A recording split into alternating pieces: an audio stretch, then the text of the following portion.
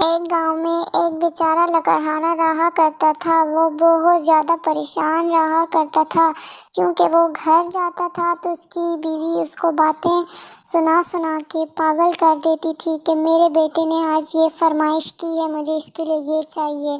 بیٹا بھی باز نہیں آتا، باہر بھی جاتا تو تنگ ہی کرتا رہتا۔ بیوی اپنے ہسبینڈ سے شکایتیں کرتی گئی۔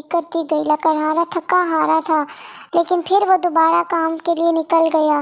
وہ جنگل کی اور جا رہا تھا۔ اس نے جنگل پہنچ کر اپنا کام کرنا شروع کر دیا لیکن لکڑہارا بہت زیادہ پریشان اور ٹینشن سے مارے کام کرتا گیا۔ اس نے ساری لکڑیاں اکٹھی کرنے کا سوچا اور پھر اس کے بعد اس نے سوچا کہ میں شہر میں جا کر ان کو بیچ دوں گا۔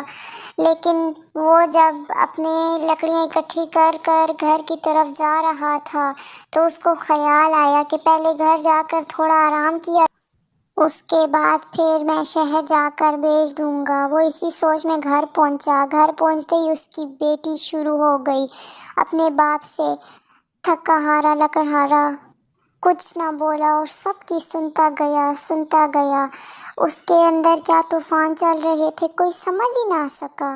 اس کی بیوی بس بولتی گئی، مجھے اسکول میں داخل کرایا لیکن اسکول میں اس طرح جاتی ہوں، میری دوستوں کے پاس یہ ہے اور میرے پاس نہیں۔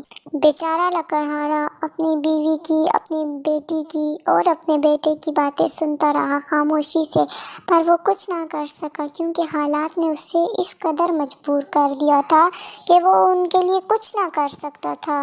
اسی وجہ سے وہ خاموشی سے ان کا سب کچھ سن کر اس کا حل ڈھونڈ رہا تھا لیکن کوئی اس کو بھی سمجھتا، اس کو کوئی سمجھ ہی نہ سکا۔ وہ اسی ٹینشن میں رہتا، دن رات وہ سوچوں میں ہی رہتا۔ وہ یہ سوچتے سوچتے گھر سے باہر نکلا تو مالک مکان اس کو مل گئے کہ گھر کا کرایہ تم نے 5 مہینوں سے نہیں دیا۔